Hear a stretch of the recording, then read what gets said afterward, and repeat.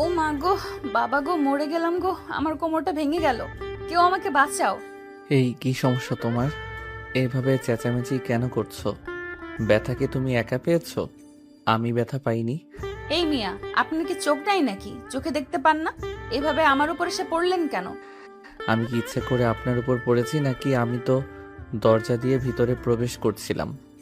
আপনি তো ধপ করে আপনি আমার সামনে এসে পড়লেন, তাই তো আমি আপনার উপর পড়ে গেলাম। চুপ করুন আপনি। আমি খুব ভালোভাবে বুঝতে পেরেছি আপনি ইচ্ছে করেই আমার উপর পড়ে গেছেন, কারণ আপনার মতো ছেলেরা সুন্দরী মেয়ে মানুষ দেখলেই গায়ে পড়তে চায়। আরে আসছে আমার সুন্দরী, যেই না চেহারা, নাম রাখছে পেয়ারা। আবার কেউ নাকি ওনার উপর ইচ্ছে করে গায়ে পড়ে যাবে, এটা আপনি ভাবলেন কি করে? এই ছেলে একদম উল্টাপাল্টা কথা বললে থাপ্পড় মেরে একদম নাক ফাটিয়ে ফেলবো বলে দিলাম। চুপচাপ এখান থেকে কেটে পড়েন তো। আমি এখান থেকে কেটে পড়বো মানে? আমার বাড়ি, আর আমার বাড়িতে এসে আমার উপর খবরদারি করা হচ্ছে। কে আপনি বলেন তো শুনি? এতক্ষণ ধরে রাখি কথাগুলো প্রিয়াঙ্কার দিকে না তাকিয়েই বলছিল। এতক্ষণে এসে প্রিয়াঙ্কার দিকে ফিরে তাকায়। প্রিয়াঙ্কার দিকে যোগ করতে এসে তো একদমই অবাক। এটা মেয়ে নাকি অন্য কিছু, এটাই ভাবতে পারছে না। গায়ের রং শ্যামবর্ণ, চেহারাটা কি মায়াবী, হরিণের মতো টানা টানা চোখ, তাতে আবার কাজল দেওয়া কপালে একটা কালো টিপ, যেন একদম অপরস্যের মতো লাগছে। রাফি অপলক দৃষ্টিতে প্রিয়াঙ্কার দিকে তাকিয়ে আছে। এটা দেখে প্রিয়াঙ্কা বলতে লাগলো। রাফি কখনো কোনো কথা বলে না, চুপচাপ দাঁড়িয়ে থাকে আর হাঁ করে প্রিয়াঙ্কার দিকে তাকিয়ে থাকে। ঠিক ওই সময় বাড়ির কর্মী মিসেস রাহেলা বেগম সেখানে এসে পৌঁছান আর রাফিকে দেখেই দৌড়ে এসে জড়িয়ে ধরে বলতে থাকেন। আম্মু, আরে বাবা, তুই কখন আসলি? আর তুই বাসায় আসবি এটা আমাদেরকে ফোন করে জানাবি না? সারপ্রাইজ। তোমাদের কথা হঠাৎ করে মনে পড়লো, তাই আমি চলে আসলাম। যাই হোক, বাদ দাও সেসব কথা। আগে বলো, এই মেয়েটা কে? ও, এই মেয়েটার কথা বলছিস? এই হলো প্রিয়াঙ্কা। আপাতত এইটুকুই যথেষ্ট। বাড়িতে থাকতে থাকতে সব কিছু জেনে যাবে। এখন নিজের রুমে গিয়ে ফ্রেশ হয়ে আয়, আমি তোর জন্য নাস্তা পানির ব্যবস্থা করছি। এই বলে রাহেলা বেগম সেখান থেকে কিচেনের দিকে পা বাড়ালেন। এদিকে প্রিয়াঙ্কাও মুখটাকে ভেঙচি মেরে সেখান থেকে চলে গেল। রাফি তখনও প্রিয়াঙ্কা চলে যাওয়ার দিকে তাকিয়ে আছে। এই প্রথম দেখলো একটা মেয়ে মানুষ এত সুন্দরী হতে পারে, যাকে দেখে সে চোখের পলক ফেলতেই ভুলে গেছে। টানা 10 মিনিট ধরে সেখানে দাঁড়িয়ে থাকে। 10 মিনিট পর হঠাৎই কারো চিৎকারে রাফির বাস্তবে ফিরে আসে। চোখ মেলেই তাকিয়ে দেখে সিঁড়ির কাছে তার ছোট বোন রিয়া দাঁড়িয়ে আছে। রিয়া তার ভাইকে দেখেই দৌড়ে এসে জড়িয়ে ধরে আর বলতে থাকে। আরে ভাইয়া, তুমি কখন আসলে? এই তো মাত্র এসেছি। এখন বল, কেমন আছিস? আর তোর পড়াশোনা কেমন চলছে? এই তো আলহামদুলিল্লাহ, সবকিছু ঠিকঠাক। এখন রুমে চলো। বোনের কথা শুনে রাফি রুমে চলে গেল আর তারপর ফ্রেশ হয়ে এসে বিশ্রাম নিচ্ছিল। তখনই আবার প্রিয়াঙ্কা রাফির রুমে এসে দরজায় দাঁড়িয়ে নক করে আর বলতে থাকে। এই যে সাহেব, শুনতে পাচ্ছেন? ছোট আম্মু আপনাকে খাবার খাওয়ার জন্য ডাকছে। প্রিয়াঙ্কার গলার আওয়াজ শুনে রাফির একবার প্রিয়াঙ্কার সঙ্গে কথা বলতে ইচ্ছে হলো, তাই সে রুমে বসে থেকেই প্রিয়াঙ্কাকে ডাক দেয়। প্রিয়াঙ্কা, একবার এদিকে আসবে? তোমার সঙ্গে একটু কথা বলতে চাই। আপনার সঙ্গে এত কথা বলার কোনো সময় আমার নেই, আমার অনেক কাজ পড়ে আছে। ছোট আম্মু বললো আপনাকে ডেকে দিতে, তাই আপনাকে ডেকে আসলাম। এখন আপনার যদি খাবার খাওয়ার ইচ্ছে থাকে তাহলে ডাইনিং টেবিলে গিয়ে খাবার খেতে পারেন, নয়তো বাদ দেন। এই বলে প্রিয়াঙ্কা সেখান থেকে চলে গেল। এদিকে রাফি তখন আর কোনো উপায় না পেয়ে বিছানা থেকে নেমে ডাইনিং টেবিলে চলে গেল নাস্তা খাওয়ার জন্য। টেবিলে বসে বসে নাস্তা খাচ্ছিল আর তার চোখ দুটো প্রিয়াঙ্কাকে খুঁজতেছিল, কিন্তু প্রিয়াঙ্কাকে কোথাও খুঁজে পেল না রাফি। খাবার টেবিলে বসে এদিক ওদিক তাকাচ্ছে। এটা দেখে রাফির দাদিমা রাফিকে বলে। কি ব্যাপার দাদা ভাই, তুমি মনে হয় কাউকে খুঁজতেছো? কই না তো, আমি আবার কাউকে খুঁজতে যাব কেন? এই যে দেখলাম তুমি এদিক ওদিক তাকাচ্ছিলে, তাই জিজ্ঞাসা করলাম। তুমি মনে মনে কাউকে খুঁজতেছো নাকি? আরে না, আমি তো এমনিতেই তাকাচ্ছিলাম। এই বলে রাফি খাবার খাওয়া শুরু করলো। খাওয়া দাওয়া শেষ হলে তার দাদিমাকে নিজের রুমে ডেকে নিলেন। রাফি তার দাদিমায়ের কোলে মাথা রেখে শুয়ে আছে। তার দাদিমা তার মাথায় হাত বুলিয়ে দিতে দিতে বলল। দাদা ভাই, বয়স তো অনেক হলো, পড়াশোনা শেষ করলে, চাকরিও করছো। আমার তো দিন ফুরিয়ে আসছে। আমাকে কি বেঁচে থাকতে নাত বউয়ের হাতের রান্না খেতে দিবে না? এটা তুমি কেমন কথা বলছো দাদিমা? কেন দেব না? অবশ্যই দেব। এই তো সবে কয়েক মাস আগে চাকরিটা পেয়েছি। আগে নিজে একটু সেটেলড হই, তারপর না হয় বিয়ের শাদী নিয়ে চিন্তা করি। দেখো না দাদা ভাই, আমি এত কথা শুনতে চাই না। তুমি পড়াশোনা করতে চেয়েছো, পড়াশোনা করতে দিয়েছি। তুমি চাকরি করতে চেয়েছো, চাকরি করতে দিয়েছি। এখন তোমাকে বিয়ে করতে হবে। তা না হলে কিন্তু আমি তোমার সঙ্গে কোনো কথা বলবো না। আর এটাই আমার শেষ কথা। এটা তুমি কেমন কথা বলছো বলো? তুমি তো দিলে আমাকে ফাঁসিয়ে। আচ্ছা ঠিক আছে, তুমি যেটা ভালো মনে করো সেটাই হবে। এই তো আমার লক্ষ্মী দাদা ভাই। আচ্ছা ঠিক আছে, আমি তোমার বাবাকে বলবো তোমার জন্য বিয়ের সম্বন্ধ দেখতে। প্রয়োজন হলে আমি নিজে গিয়ে দেখব। এই বলে তার দাদি নাতনি মিলে গল্প করতে থাকে। এইভাবেই চলে যায় বেশ কিছুক্ষণ সময়। তখন হঠাৎই রাফির দাদিমা প্রিয়াঙ্কাকে ডাক দেয়। ওনাকে ওষুধগুলো দিয়ে যাওয়ার জন্য আসলেই আজ সকাল থেকে প্রিয়াঙ্কা একটু কাজের চাপে আছে, তাই রাতে দাদিমাকে ওষুধ দিতে ভুলে গিয়েছিল। রাফির দাদিমায়ের ডাক শুনে প্রিয়াঙ্কা দৌড়ে ওনার রুমে চলে আসেন আর তারপর বলতে থাকেন, আমাকে ক্ষমা করে দাও দাদিমা, আসলে আমি ভুলে গিয়েছিলাম। তুমি একটু অপেক্ষা করো, আমি এক্ষুনি তোমার সমস্ত ওষুধ নিয়ে আসছি। আচ্ছা ঠিক আছে, এবারের মতো তোকে ক্ষমা করে দিলাম। শুধুমাত্র আজ আমার নাতি এখানে আছে বলে। তবে আজকের পর কিন্তু কখনো ক্ষমা পাবি না। এখন যা, তাড়াতাড়ি করে ওষুধগুলো নিয়ে আয়। প্রিয়াঙ্কা তখন আর কোনো কথা না বলে সোজা আলমারির ড্রয়ার থেকে ওষুধ নিয়ে আসলো আর রাফির দাদুকে ওষুধগুলো খাইয়ে দিল। প্রিয়াঙ্কা যতক্ষণ এই রুমে ছিল, রাফি ততক্ষণ অপলক দৃষ্টিতে প্রিয়াঙ্কার দিকে তাকিয়েছিল। প্রিয়াঙ্কা চলে যাবে ঠিক ওই সময় রাফি পেছন থেকে বলে, যদি কিছু মনে না করো, আমি তোমার সঙ্গে একটু কথা বলতে পারি? অবশ্যই বলতে পারেন, কিন্তু এখন আপনার সঙ্গে কথা বলার কোনো সময় আমার হাতে নেই। রান্না করা অনেক কাজ পড়ে আছে, তাড়াতাড়ি শেষ করতে হবে, তা না হলে আবার ছোট আম্মু বকাবকি করবে। এই বলে প্রিয়াঙ্কা সেখান থেকে চলে গেল। তখনই রাফির দাদিমা দুষ্টামির ছলে রাফিকে বলে ওঠে, তার দাদা ভাই, তুমি সকালে নাস্তা টেবিলে বসে বসে প্রিয়াঙ্কাকেই মনে মনে খুঁজতেছিলে নাকি? আরে তুমি যে কি বলো না দাদিমা, আমি ওকে কেন খুঁজতে যাব? ওর সঙ্গে কি আমার কোনো সম্পর্ক আছে নাকি? কিন্তু আমার মনে হয় সকালবেলা নাস্তা দিলে তুমি ওকেই মনে মনে খুঁজতেছিলে, কারণ তোমার চোখের ভাষা বলে দিচ্ছে তুমি ওকে কিছু বলতে চাও। আরে দাদিমা, বিলিভ নেই সেরকম কিছুই না। মেয়েটাকে আমাদের বাড়িতে এই প্রথম দেখলাম তো, তাই একটু কথা বলতে ইচ্ছে হলো, ওর ব্যাপারে একটু জানতে ইচ্ছে হলো, তাই এর বেশি কিছু না। এই বলে রাফি কথাটা ঘুরিয়ে নিয়ে যাদের সঙ্গে গল্প করতে থাকে। এভাবেই কেটে যায় সেই দিনের সকাল। আর দুপুর বিকেলবেলা রাতে বাগানে বসে ফোনে তার বন্ধুর সঙ্গে আড্ডা দিচ্ছিল। তখনই প্রিয়াঙ্কা কোনো একটা কাজে বাসা থেকে বের হয়। রাফি প্রিয়াঙ্কাকে দেখা মাত্রই তার পেছনে প্রিয়াঙ্কা একটা মুদির দোকান থেকে বেশ কিছু জিনিসপত্র কিনে আর তারপর বাড়ির দিকে ফিরে আসছিল। তখনই রাফি তার সামনে এসে দাঁড়ায়। কিছু মনে না করলে আমি তোমায় সাহায্য করতে পারি, কারণ এই জিনিসগুলো বয়ে নিয়ে যেতে তোমার বেশ কষ্ট হচ্ছে। তার কোনো প্রয়োজন হবে না, কারণ আপনি মালিক আর আমি আপনার যা যা করার আপনি মালিক হয়ে আমার কাছে সহযোগিতা করেছেন। এইটা কেউ দেখতে পেলে আপনার মান সম্মান ইজ্জত যাবে। দেখো, কোনো কাজই কিন্তু ছোট নয়।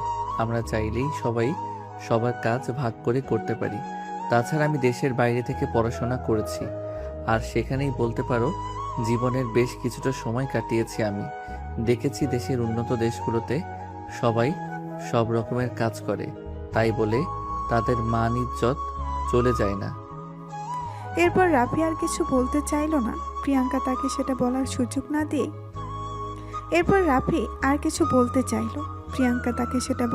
না দিয়ে সে নিজেই বলতে লাগলো, দেখুন, এটা ইউরোপ, আমেরিকা বা রাশিয়া কোনো দেশ নয়, এটা বাংলাদেশ। এখানে এই মুহূর্তে আপনি যদি আমার সঙ্গে কথা বলেন, তার জন্য হয়তো মান ইজ্জত চলে যেতে পারে। তাই এটা ভালো হয় আপনি আপনার জায়গায় থাকুন আর আমাকে আমার জায়গা থেকে আমার মতো আমার কাজ করতে দিন। এই বলে প্রিয়াঙ্কা রাফিকে পাশ কাটিয়ে চলে আসতে চাচ্ছিল। তখনই রাফি পেছন থেকে প্রিয়াঙ্কার হাতটা ধরে ফেলল আর তার হাত থেকে বাজারের ব্যাগটা নিজের হাতে তুলে নিল আর তারপর বলতে লাগলো, বাহ, ব্যাগটা তো বেশ ভারী। আপনি একটা মেয়ে মানুষ হয়ে এই বাড়ির একটা কিভাবে বই নিয়ে যাচ্ছিলেন? এখান থেকে আমাদের বাসায় যেতে বড়জোর 10 টাকা রিক্সা ভাড়া লাগবে। আপনি একটা রিক্সা নিয়ে নিলেই তো পারতেন। 10 টাকা ওই সময়ে খুব বড় প্রয়োজনই আসে, সেটা আমি খুব ভালো করেই বুঝেছি একটা সময়। এখন 10 টাকা কেন, 10 পয়সা হলেও আমি সেটাকে খুব মূল্যায়ন করি। এখান থেকে হেঁটে বাসায় যেতে 5 মিনিট লাগবে, আর 5 মিনিটের জন্য কেন আমি 10 টাকা ব্যয় করব? প্রিয়াঙ্কার এমন কথা শুনে রাফি হাসতে হাসতে শেষ। একটা মেয়ে 5 মিনিট হেঁটে যাবে এত ভারী একটা বাজারের ব্যাগ দিয়ে, তাও 10 টাকা খরচা করে রিক্সায় উঠবে না? এই বলে প্রিয়াঙ্কা রাফির হাত থেকে বাজারের ব্যাগটা ফেরত চায়, কিন্তু রাফি প্রিয়াঙ্কার হাতে বাজারের ব্যাগটা দেয় না। সে নিজেই নিয়ে হাঁটতে থাকে আর বলতে থাকে, তুমি একটা মেয়ে মানুষ হয়ে যদি এই বাজারের ব্যাগটা দোকান থেকে বাসা পর্যন্ত নিয়ে যেতে পারো, তাহলে আমি একটা ছেলে মানুষ হয়ে কেন পারবো না? তুমি চলো আমার সাথে। এই বলে রাফি বাজারের ব্যাগটা হাতে নিয়ে আগে আগে হাঁটতে থাকে। আর প্রিয়াঙ্কাও তখন রাফির সঙ্গে জোর জবরদস্তি করেও যখন বাজারের ব্যাগটা নিজের হাতে নিতে পারছিল না, তাই সেও রাফির পেছন পেছন হাঁটতে থাকে। বাড়িতে এসে ড্রয়িং রুমে প্রবেশ করতেই রাফির আম্মু বাপের হাতে বাজারের ব্যাগ দেখে দৌড়ে আসলেন আর বলতে লাগলেন, কি ব্যাপার বাবা, তোর হাতে বাজারের ব্যাগ কেন? আমি তো প্রিয়াঙ্কাকে বাজার করতে পাঠিয়েছিলাম, প্রিয়াঙ্কা কোথায় গেল?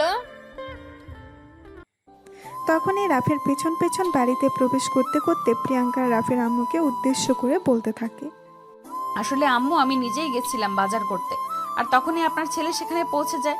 আমাকে বাজারের ব্যাগ কোনোভাবেই আনতে দিবে না, সে নিজেই নাকি আনবে। এই কথাটা বলা শেষ করার আগে রাফির আম্মু প্রিয়াঙ্কাকে একটা ধমক দেয় আর বলতে থাকে, চুপ কর হারামজাদি, আমার সহজ সরল ছেলেটাকে পেয়ে তুই ইচ্ছে করে আমার ছেলেটাকে দিয়ে এত ওজন বাজার ব্যাগটা দোকান থেকে বাসা পর্যন্ত বইয়ে এনেছিস? আরে আম্মু, আপনি আমাকে ভুল বুঝতেছেন।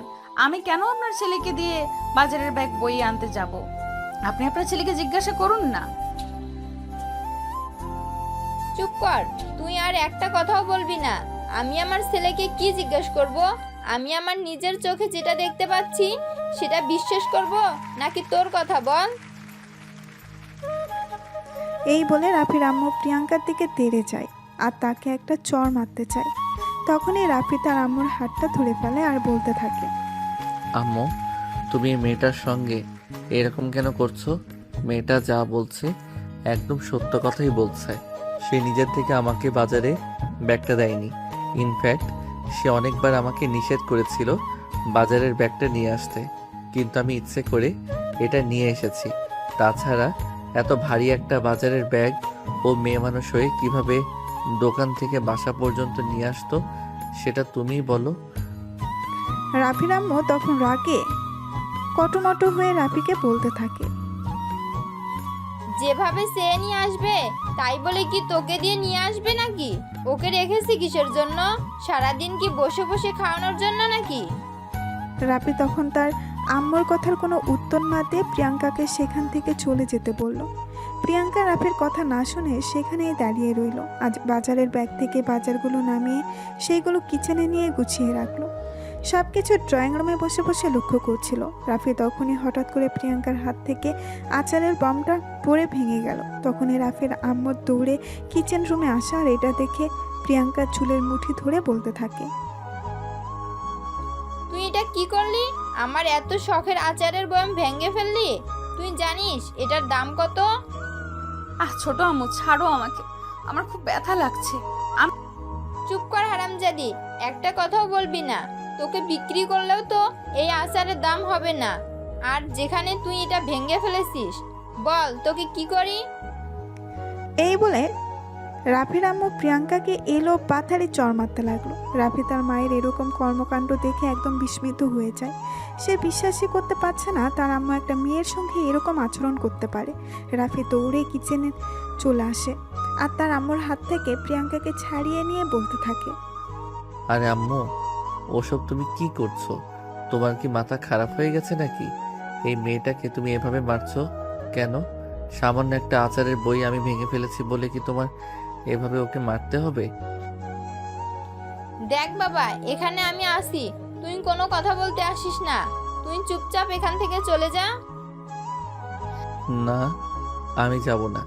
তুমি এভাবে সামান্য একটা আচারের বয়মের জন্য একটা মেয়ের গায়ে এভাবে হাত তুলতে পারো না। হতে পারে সে হয়তো দরিদ্র বাবার মেয়ে, কিন্তু তারও একটা মান সম্মান আছে। আমি বুঝতে পারছি না তুই কেন আমাদের দুজনের মাঝখানে আসছিস।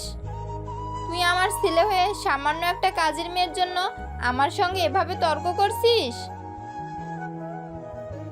এই কথা বলে রাফির আম্মু প্রিয়াঙ্কাকে ছেড়ে দিয়েছে। এখানে দাঁড়িয়ে দাঁড়িয়ে বিলাপ করে কান্না করতে থাকে। তখনই রাখি বুঝে উঠতে পারে না সে আসলে কি করবে। সামান্য একটা কথার জন্য তো আমার এরকম কেন করছে। তখনই আবারও রাফি তার আম্মুকে উদ্দেশ্য করে বলতে থাকে, দেখো আম্মু, তুমি যেটা করছো সেটা কিন্তু একদমই ভুল। তার উপর আমি তোমার ভুলটা ধরিয়ে দিয়েছি বলে তুমি আমাকেও ভুল বুঝতেছো আর আমাকেও কথা শোনাচ্ছ। এটা কিন্তু একদমই ঠিক হচ্ছে না, বলে দিলাম। হয়েছে হয়েছে, আমি খুব ভালোভাবে বুঝতে পেরেছি। তুই আজ সকালে বাড়িতে আসলে আর প্রথম বাড়ির এই মেয়েটার সঙ্গে তোর দেখা হলো। এটা মেয়ে নাকি কালনাগিনী আমি সেটাই বুঝতে পারছি না। মাত্র কয়েক ঘন্টার মধ্যে তোকে বশ করে নিল। আম্মু, এসব তুমি কি বলছো? তোমার তো দেখছি সত্যি সত্যি মাথা খারাপ হয়ে গেছে। আজকে আব্বু বাড়িতে আসুক, আমি আব্বুর কাছেই সবকিছু বলবো। এই বলে রাফি সেইখান থেকে নিচের রুমে চলে গেল। আর এদিকে প্রিয়াঙ্কা তখনও দাঁড়িয়ে দাঁড়িয়ে কান্না করছে। রাফির আম্মু যেভাবে তার চুলের মুঠি টেনে ধরেছে, মাথা থেকে মনে হয় অর্ধেক চুল ছিঁড়ে গেছে। তাই প্রিয়াঙ্কার মাথাটা খুব জোরে ব্যথা করছে। তার চোখ মুখ যেন অন্ধকার হয়ে আসছে। প্রিয়াঙ্কা আর কিছুই বুঝতে পারল না। সেখানেই ধপাস করে ফ্লোরে পড়ে গেল। প্রিয়াঙ্কা অজ্ঞান হয়ে ফ্লোরে পড়ে গেছে। এটা থেকে রাফির আম্মু আবারও প্রিয়াঙ্কাকে লাথি মেরে সেখান থেকে সরানোর চেষ্টা করলো আর বলতে লাগলো, যত মরা এখানে এসে মরতে হবে, আর দুনিয়াতে কোথাও যাওয়ার জায়গা পায় না। অবশেষে তোকে এখানে এসে এসব নাটক করতে হলো। এই কথা বলতে বলতে রাফিও সেইখান থেকে চলে গেল। প্রায় ঘন্টাখানেক পর রাফির ছোট বোন রিয়া কোনো একটা কাজের জন্য রান্নাঘরে আসলো। আর তখনই দেখতে পারলো প্রিয়াঙ্কা ফ্লোরে পড়ে আছে। এটা দেখে সে চিৎকার করে সবাইকে ডাকতে লাগলো। তার চিৎকারের আওয়াজ শুনে সবাই ছুটতে ছুটতে কিচেন রুমে চলে আসলো। আর এসেই দেখতে পেল প্রিয়াঙ্কা অজ্ঞান হয়ে ফ্লোরে পড়ে আছে। প্রিয়াঙ্কাকে এভাবে অজ্ঞান হয়ে পড়ে থাকতে দেখে রাফির দাদিমা রাফিকে বলল, রাফি, প্রিয়াঙ্কা এভাবে হঠাৎ অসুস্থ হয়ে কেন পড়লো? এ ব্যাপারে তুমি কিছু জানো? রাফি তখন সব কিছু জানার পরেও তার দাদিমাকে কোনো কিছুই বলল না। কারণ তার দাদিমা হাই প্রেশারের রোগী, তাকে উত্তেজিত করা চলবে না। তাই রাখি তার দাদিমাকে কোনো উত্তর না দিয়ে প্রিয়াঙ্কাকে পাজা কোলে তুলে নিল আর তারপর বাড়ির বাহিরে আসতে লাগলো। এটা দেখে পেছন থেকে তার আম্মু বলতে থাকে, কি ব্যাপার রাফি, তুমি এই ফকিনীর বাচ্চাটাকে নিয়ে কোথায় যাচ্ছ? আম্মু, অনেক হয়েছে। আমি তোমার থেকে আর কোনো কথা শুনতে চাই না। চুপচাপ এখানেই থাকো। আমার যেখানেই যাওয়া প্রয়োজন আমি সেখানেই যাচ্ছি। এই বলে রাফি প্রিয়াঙ্কাকে নিয়ে বাড়ি থেকে বের হয়ে গেল। এদিকে রাফির দাদিমা ততক্ষণে বুঝে গেলেন আসলে ঘটনাটা কি হয়েছিল। এখানে তাই তিনি রাফির আম্মুকে উদ্দেশ্য করে বলতে লাগলেন, দেখো, মেয়ে মানুষ আমি জীবনে অনেক দেখেছি, কিন্তু তোমার মতো আমি একটাও দেখিনি। কি দেখে যে তোমাকে আমি আমার পুত্রবধূ করে নিয়ে এসেছিলাম সেটাই এখন ভেবে পাই না। আম্মু, আপনি আমাকে কেন কথা শোনাচ্ছেন? ওই ফকিনীর বাচ্চাটাও এভাবে অসুস্থ হয়ে যাওয়ার পেছনে আমার কি হাত আছে? আপনিই বলেন। দেখো বৌমা, তুমি আমার পুত্রবধূ, তাই আমি তোমার সঙ্গে কোনো খারাপ আচরণ করতে চাই না। আর এজন্যই শেষবারের মতো বলছি, আজকের পর যদি কখনো তুমি প্রিয়াঙ্কার সঙ্গে কোনো খারাপ আচরণ করেছো, তাহলে কিন্তু আমার চাইতে খারাপ আর কেউ হবে না। মনে রেখো, আমি এই বাড়ির একমাত্র মালকিন এবং এখনও বেঁচে আছি। আমি আমার সম্পত্তি এখনও ভাগ বাটোয়ারা করে কাউকে দেইনি। আম্মু, আপনি কি আমাকে থ্রেট দিচ্ছেন নাকি? তোমার যদি সেরকমটা মনে হয়ে থাকে তাহলে তাই। আমি কাউকে ভয় পেয়ে কোনো কথা বলি না। এই বলে তিনিও রাফির পেছন পেছন অন্য একটা গাড়ি নিয়ে বের হয়ে পড়ল আর রাফিকে ফোন করলো। রাফি প্রিয়াঙ্কাকে নিয়ে কোন হসপিটালে গেছে সেটা জানার জন্য। রাফির দাদিমায়ের সঙ্গে রাফির ছোট বোন রিয়াও ছিল। রাফি হসপিটালে পৌঁছেছে, ডাক্তারের সঙ্গে কথা বলতে লাগলো। ডক্টর প্লিজ ওকে একটু আগে দেখুন, হঠাৎ করেই রান্নাঘরে ফ্লোরে অজ্ঞান হয়ে পড়ে গেল। প্লিজ আপনি একটু শান্ত হয়ে বসুন, আমরা চেক আপ করে তারপর আপনাকে জানাচ্ছি। এই বলে ডাক্তার প্রিয়াঙ্কাকে নিয়ে কেবিনের ভেতরে চলে গেল আর তারপর তার চেক আপ করতে লাগলো। এইদিকে রাফি কেবিনের বাইরে দাঁড়িয়ে অপেক্ষা করছে। তখনই তার দাদিমা আর তার ছোট বোন সেখানে এসে পৌঁছালো। তার দাদিমা তখন তার কাছে প্রিয়াঙ্কার বর্তমান অবস্থার কথা জানতে চাইল। তখন এসে বলে ডাক্তার প্রিয়াঙ্কাকে কেবিনের ভেতরে নিয়ে গেছে চেক আপের জন্য। ডাক্তার বের হলেই জানা যাবে। এই বলে তারা তিনজনে কেবিনের বাইরে অপেক্ষা করতে থাকে। প্রায় আধা ঘন্টা পর ডাক্তার কেবিন থেকে বের হয়ে আসে। এদিকে রাফি কেবিনের বাইরে পায়ে জারি করছে কখন ডাক্তার বের হবে আর কখন সে প্রিয়াঙ্কার অবস্থার কথা জানতে পারবে। ডাক্তার প্রিয়াঙ্কার কেবিন থেকে বের হওয়া মাত্রই রাফি দৌড়ে ডাক্তারের কাছে চলে গেল আর তারপর ডাক্তারকে জিজ্ঞাসা করতে লাগলো। ডক্টর কি হয়েছে প্রিয়াঙ্কার? সে এভাবে হঠাৎ করে ফ্লোরে অজ্ঞান হয়ে পড়ে গেছিল কেন? দেখুন, আমরা এখনো শিওর হয়ে কোনো কিছুই বলতে পারছি না, তবে যতদূর বুঝলাম মেয়েটা অনেক দিন ধরে শারীরিক এবং মানসিকভাবে ডিপ্রেশনের মধ্যে আছে, তাই এরকমটা হচ্ছে। যাই হোক, কিছু টেস্ট করতে হবে, আমি লিখে দিচ্ছি, আপনারা প্লিজ করিয়ে নিয়ে আসুন, এরপর বলতে পারবো। আচ্ছা ঠিক আছে ডক্টর, কোনো সমস্যা নেই। আপনি টাকা পয়সা নিয়ে কোনো চিন্তা করবেন না। যে ট্রিটমেন্ট করালে সে তাড়াতাড়ি সুস্থ হয়ে উঠবে তাই করুন। টাকা যা লাগে আমি দেব। এই বলে সে ডাক্তারের সঙ্গে দৌড়ে তার চেম্বারে চলে গেল। ডক্টর বেশ কয়েকটা টেস্ট লিখে কাগজটা রাফির হাতে ধরিয়ে দিল। রাফি তখন এই কেবিনে এসে প্রিয়াঙ্কাকে নিয়ে টেস্ট করাতে চলে গেল। ততক্ষণে প্রিয়াঙ্কার জ্ঞান ফিরে এসেছে। প্রিয়াঙ্কা চোখ খুলতেই রাফিকে দেখতে পেয়ে বলল, তুমি কোথায়? তুমি হসপিটালে আছো, চুপচাপ শুয়ে থাকো, তোমাকে টেস্ট করাতে নিয়ে এসেছি। আমি তো বাসায় ছিলাম, আমাকে এখানে কেন নিয়ে এসেছেন? বললাম না চুপ করে শুয়ে থাকো, আমি তোমার কোনো কথা শুনতে চাই না। মেজাজ খুব খারাপ আছে বলে দিলাম। ধমক দিয়ে কথাটা বলতেই প্রিয়াঙ্কা আর কোনো কথা বলল না। এদিকে টেস্ট করানো শেষ হলেই প্রিয়াঙ্কাকে নিয়ে আবারও কেবিনে চলে আসে। তখনই রাফির দাদিমা আর তার ছোট বোন রিয়া প্রিয়াঙ্কার সঙ্গে কথা বলতে আসে। দিদি ভাই, তোর শরীরটা এখন কেমন লাগছে? মাথাটা খুব যন্ত্রণা করছে, কিন্তু দাদিমা আমি এখানে এলাম কি করে? রাফি তোকে এখানে নিয়ে এসেছে, তুই অজ্ঞান হয়ে কিচেনে পড়েছিলি। রিয়া সেটা দেখে আমাদের সবাইকে ডাক দেয়, আর তারপরেই তোকে এখানে নিয়ে আসা হয়েছে। তোর শরীরটাও এত খারাপ ছিল, সেটা তুই আমাকে একবার বলতে পারতি না? আমি বাড়িতে ডক্টর ডেকে নিতাম। দাদিমা সেরকম কোনো ব্যাপার না, আমি তো ঠিকই ছিলাম, হঠাৎ মাথাটা খুব যন্ত্রণা করছিল, তাই হয়তো মাথা ঘুরে পড়ে গেছিলাম। হয়েছে, তুমি আর কোনো কথা বলবে না। আমরা ভালোভাবে বুঝতে পেরেছি আম্মুর অত্যাচার তুমি সহ্য করতে না পেরে এই আজ তোমার এই অবস্থা। তাই তো আমি তোমাকে সেদিন বলেছিলাম কোথাও পালিয়ে যাওয়ার জন্য, কিন্তু তুমি তো আমার কথাই শুনলে না। কোথায় যাবো রে পাগলি মেয়ে? দুনিয়াতে কি আমার যাওয়ার কোনো জায়গা আছে নাকি?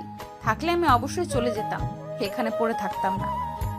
এই বলে প্রিয়াঙ্কা কান্না করতে থাকে। তখনই রাফির দাদিমা তাকে ধমক দিয়ে কান্না করতে নিষেধ করে আর বলে, দেখ, আল্লাহর ফয়সালা আমাদেরকে মেনে নিতে হবে।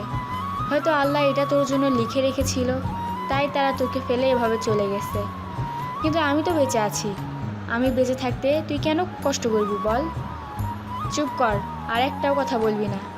আমি তোর কাছ থেকে কোনো কথা শুনতে চাই না। তুই আমার বাড়িতে থেকে থেকে এভাবে অত্যাচারিত হচ্ছিলি, কিন্তু একটা বারও মুখ খুলে আমার কাছে কিছু বললি না কেন? কই না তো, আমি একদম ঠিক আছি। এগুলো আমার কপালে লেখা ছিল, তা না হলে কেন আমার বাবা মা আমাকে ফেলে রেখে এভাবে চলে গেল? ততক্ষণ এই রাফির টেস্টের রিপোর্ট নিয়ে চলে এসেছে, সঙ্গে ডাক্তারও এসেছে। রাফিকে তিনি প্রবেশ করেই প্রিয়াঙ্কাকে এভাবে তার দাদিমায়ের সঙ্গে গল্প করতে দেখে বলতে লাগলো, তুমি তো পারো বটে, এতটা অসুস্থ তুমি, আর এখানে বসে বসে কাদের সঙ্গে গল্প করছো? আপনাকে কে বললো আমি অসুস্থ? আমি একদম ঠিক আছি, আমাকে বাসায় নিয়ে চলো না। আমার এখানে থাকতে একটুও ভালো লাগছে না, বাড়িতে আমার কত কাজ পড়ে আছে। মেয়েটা ভাঙবে তবু মস্কাবে না। প্রিয়াঙ্কার মুখ থেকে এই কথা শুনে রাফি প্রিয়াঙ্কাকে ধমক মেরে বলে, তুমি তো ইচ্ছে করে প্রিয়াঙ্কাকে ধমক মেরে বলে, তুমি তো যা ইচ্ছে তাই মানুষ, নিজে বাঁচবে কি মরবে তার কোনো গ্যারান্টি নেই, আর অন্যর বাড়িতে কাজ পড়ে আছে সেটা তোমার কেন এত চিন্তা? বাড়ির কাজ কেউ করলে না করলে নাই, বাড়িতে তোমাকে কোনো কাজ করতে হবে না। ছোট আম্মু তো অসুস্থ, আমি কাজগুলো না করলে কে করবে বলেন? রাফি তখন আর কোনো কথা না বলে রিপোর্টগুলো ডাক্তারের হাতে তুলে দিল, আর তারপর ডাক্তার সমস্ত রিপোর্টগুলো দেখলেন আর বলতে লাগলেন, দেখুন, ওনার শারীরিক অবস্থা খুব একটা ভালো না। ওনাকে 2 মাস পুরোপুরি রেস্টে থাকতে হবে এবং ওনার খাওয়া দাওয়ার প্রতি একটু যত্নশীল হতে হবে। উনি একদম খাওয়া দাওয়া করে না আর খুব কম ঘুমায়, তাই ওনার শরীরের এই অবস্থা হয়েছে। এছাড়া আমার মনে হয় উনি শারীরিক এবং মানসিক ডিপ্রেশনে থাকেন। তাই আপনাদের বলবো, আপনারা যদি ওনাকে সুস্থ করতে চান তাহলে আমি যা যা বলবো তাই তাই করতে হবে। ঠিক আছে ডক্টর, কোনো সমস্যা নেই। আচ্ছা ঠিক আছে, আমি তাহলে আসি। আর পেশেন্টকে আজকে এখানেই থাকতে হবে। কাল সকাল 10টার দিকে আমি এসে আবার চেক আপ করবো, তারপর নিয়ে যেতে পারবেন। রাতে হসপিটালে থাকতে হবে এই কথা শুনে প্রিয়াঙ্কার মাথায় যেন আকাশ ভেঙে পড়ল। সে তখনই ডাক্তারকে উদ্দেশ্য করে বলতে লাগলো, না ডক্টর, আমি হোস্টেলে থাকতে পারবো না। আমার নিজের বিছানা ছাড়া অন্য কোথাও ঘুম আসে না। আপনি প্লিজ আমাকে রিলিজ করে দেবার ব্যবস্থা করুন। আরে আপনি কি পাগল নাকি? আপনার শরীরের কন্ডিশন একদম ভালো নয়, তাই আপনাকে আজ এখানেই থাকতে হবে। আপনার কোথাও যাওয়া চলবে না। এই বলে ডাক্তার সেখান থেকে চলে গেল। তখনই রাফি তার দাদিমা আর তার ছোট বোন রিয়াকে বলতে লাগলো, দাদিমা, তোমরা দুজনে চলে যাও, তোমাদেরকে এখানে থাকতে হবে না। তাছাড়া তুমি তো এমনিতে অসুস্থ, এখানে থাকলে আরো বেশি অসুস্থ হয়ে পড়বে। আমি একাই এখানে সামনে নিতে পারবো। কিন্তু রাফির দাদিমা প্রিয়াঙ্কাকে এখানে রেখে বাসায় যেতেই চাইছিল না। উনি বারবার এখানে থাকার জন্য রাফির কাছে রিকোয়েস্ট করতে থাকেন, কিন্তু রাফির দাদিমা যেহেতু অসুস্থ এবং বয়স্ক মানুষ ছিলেন, তাই রাতে কোনোভাবেই তার দাদিমাকে এখানে অ্যালাউ করলো না। সে তার দাদিমা এবং তার ছোট বোন রিয়াকে একবার জোর করে হসপিটাল থেকে বাড়িতে পাঠিয়ে দিল। আর তারপর সে প্রিয়াঙ্কার কাছে গিয়ে বসলো আর প্রিয়াঙ্কার হাত দুটো ধরে বলতে লাগলো, তুমি আমাকে একটা সত্যি কথা বলবে? হ্যাঁ অবশ্যই, কেন বলবো না। আচ্ছা, তোমার পরিচয়টা কি আমি জানতে পারি? যদিও এই ব্যাপারে এখনো পর্যন্ত আমি বাড়ির কারোর কাছে কোনো কিছু জিজ্ঞাসা করিনি। আমার পরিচয় দিয়ে আপনি কি করবেন? আমার পরিচয় জানার আপনার কোনো প্রয়োজন নেই। হয়তো তোমার কাছে সেটার প্রয়োজন না থাকতে পারে, কিন্তু আমার কাছে সেটার প্রয়োজন আছে। প্লিজ বলো না, তোমার পরিচয় কি? তোমাকে তো আমি আগে কখনো দেখেছি বলে মনে হয় না। যে মানুষটা অতীত ভুলে তাকে আমি মনে করে দিতে চাই না, তাই আমি আমার পরিচয় দেবার প্রয়োজন মনে করছি না। প্রিয়াঙ্কার এরকম কথা শুনে রাফি অনেকটাই চিন্তিত হয়ে গেল, কারণ প্রিয়াঙ্কা কি বলতে চাইছে সে কিছুই বুঝতে পারছে না। অতীত মানে কি বোঝাতে চাইছে? তখনই রাফি আবারও প্রিয়াঙ্কাকে জিজ্ঞাসা করলো, তুমি অতীত বলতে কি বোঝাতে চাইছো? একটু বলবে আমাকে? না কিছু না, বাদ দিন এসব কথা। কিন্তু রাফি না চোর বান্দা। সে প্রিয়াঙ্কার মুখ থেকে এই কথা না শুনে কোনোভাবেই ছাড়বে না। তাই সে প্রিয়াঙ্কাকে এই কথাটা বলার জন্যই ফোর্স করতে থাকে আর বলতে থাকে, তোমাকে বলতেই হবে, অতীত মানে তুমি কি বলতে চাইছো আর কি বোঝাতে চাইছো? তুমি যদি অতীত কথাটার মানে আজ আমাকে না বলো তাহলে আমি কি করব তার কিন্তু কোনো ঠিক ঠিকানা নেই। আমার সম্পর্কে তুমি কোনো কিছুই জানো না। কিন্তু আপনি কিন্তু শুধু শুধুই বাড়াবাড়ি করছেন। আমি কিন্তু আপনাকে সেরকম কিছুই বলিনি, শুধু একটা কথাই বলেছি, তার জন্য আপনাকে এমন করতে হবে না। আপনি আমার জীবনে অচেনা মানুষ হয়ে এসেছেন, অচেনা মানুষ হয়েই থাকুন।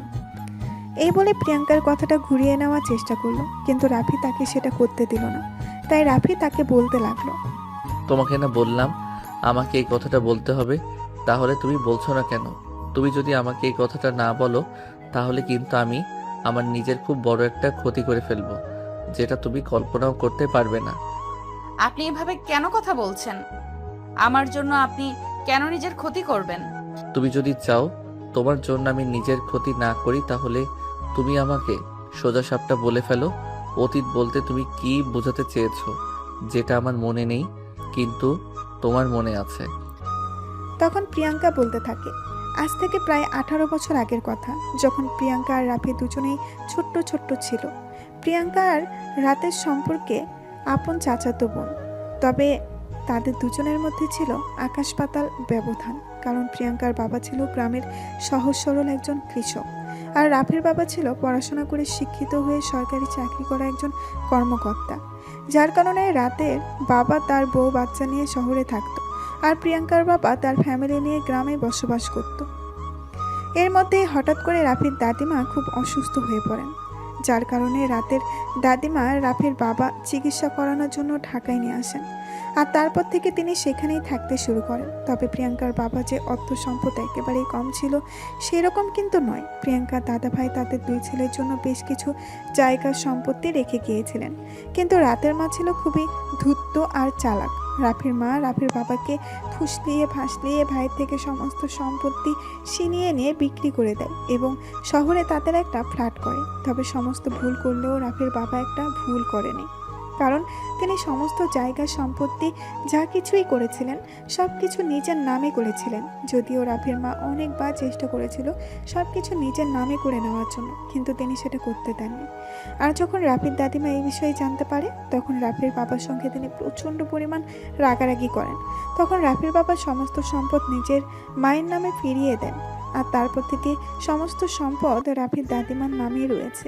এবার আসি রাফি আর প্রিয়াঙ্কার কথায়। রাফির বয়স যখন 4 মাস বছর তখন প্রিয়াঙ্কার জন্ম হয়। প্রিয়াঙ্কা ছোটবেলা থেকেই মাশাআল্লাহ যথেষ্ট সুন্দরী এবং কিউট ছিল, যার কারণে সবাই তাকে ভালোবাসতো। তারপর আস্তে আস্তে তারা দুজনেই বড় হতে থাকে। তখন প্রিয়াঙ্কার বয়স 6 বছর আর রাফির বয়স 10 বছর। রাফি এই বছর ক্লাস 5-এ বৃত্তি পরীক্ষা দিয়েছে। সামনে বেশ কয়েকদিন ছুটি, তাই রাফির বাবা মা রাফিকে নিয়ে গ্রামের বাড়িতে বেড়াতে যায়। যদিও রাফির মা যেতে চাইছিল না, রাফির বাবা জোর করে তাদেরকে নিয়ে গেছে। ছোটবেলায় গ্রামে একটা খেলার প্রচলন ছিল, সেটা আমরা সবাই জানি, সেটা হলো জামাই বউ, যে খেলাটা আমরা মোটামুটি সবাই খেলেছি। একদিন প্রিয়াঙ্কা আর রাফি দুজন মিলে এই খেলাটাই খেলছিল। তখনই রাফির আম্মু সেখানে সে উপস্থিত হয় আর রাফিকে টানতে টানতে সেখান থেকে নিয়ে আসে। তোমাকে কতবার বলেছি এই ছোট লোকের বাচ্চাটাকে, তোমাকে কতবার বলেছি এই ছোট লোকের বাচ্চাটার সঙ্গে তুমি মিশবে না, কিন্তু তারপরেও কেন তুমি বারবার এই ছোট লোকের বাচ্চাটার সঙ্গে মেলামেশা করো? আম্মু তো আমার সঙ্গে খেলা করেছিল, আমরা দুজন জামাই বউ খেলছিলাম, আমার খুব ভালো লাগছিল। প্লিজ আমাকে ছেড়ে দাও, আমি আরেকটু খেলবো। চুপ করো, এসব অসভ্য মার্কা কথাবার্তা এই বেয়াদব মেয়েটা তোমাকে শিখিয়েছে তাই না? আজ আসুক তোমার বাবা, বাড়িতে আমি এর একটা ব্যবস্থা করেই ছাড়বো। এইটুকুনি একটা মেয়ে কি নোংরা নোংরা কাজ করে। এই বলে রাফির আম্মু প্রিয়াঙ্কাকে বকাবকি করতে করতে নিজের ছেলেকে সকাল থেকে নিয়ে যাচ্ছিল। তখনই প্রিয়াঙ্কার আম্মু এসে সেখানে উপস্থিত হয়। রাফির আম্মুকে এইভাবে রাগান্বিত হতে দেখে প্রিয়াঙ্কার আম্মু রাফির আম্মুকে বলে, কি ব্যাপার ভাবি, কি হয়েছে? তোমাকে এরকম রাগান্বিত দেখাচ্ছে কেন? তোরাও যেমন তোদের বাচ্চাগুলোকেও ঠিক এমন ভাবেই পয়দা করেছিস। আরে ভাবি, তুমি এভাবে কেন কথা বলছো? কি হয়েছে আমাকে খুলে বলো। প্রিয়াঙ্কা কিছু করেছে? কি করিনি সেটাই বল। আমার এইটুকুনি একটা ছেলে, সেটাকে দিয়ে তোর মেয়ে জামাই বউ খেলছে।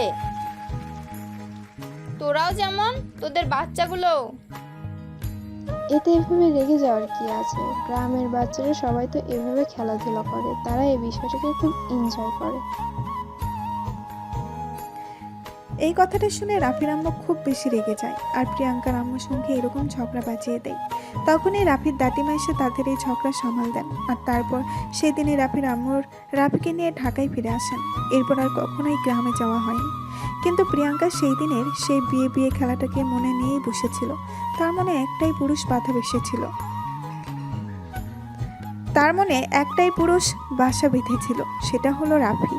রাফির পর আর কোনো পুরুষ মানুষ তার জীবনে আসেনি। রাফিকে নিজের স্বামী হিসাবেই মানে। কথাটা শোনা মাত্রই রাফির 2 চোখ দিয়ে জল পড়তে লাগলো। প্রিয়াঙ্কা রাফির চোখের জল মুছে দিল আর তারপর বলতে লাগলো, একদম কাঁদবেন না, কারণ প্রকৃতি আমাদের পক্ষে নেই। থাকলে হয়তো আজ আমরা দুজনার থাকতাম। কিন্তু সবচেয়ে দুর্ভাগ্যের ব্যাপার কি জানো, আজ আমি চাইলেও তোমাকে আমার করতে পারবো না, আর তুমিও আমার হতে পারবে না। তোমাকে এসব কথা কে বলেছে? অবশ্যই তুমি আমারই হবে, হয়তো মাঝখানে বেশ কিছু বছর কেটে গেছে, কিন্তু সেই দিনটার কথা তুমি মনে করিয়ে দেওয়ার পর আমার খুব ভালোভাবেই মনে পড়ছে। তাই আমি যদি বিয়ে করি তোমাকেই করব।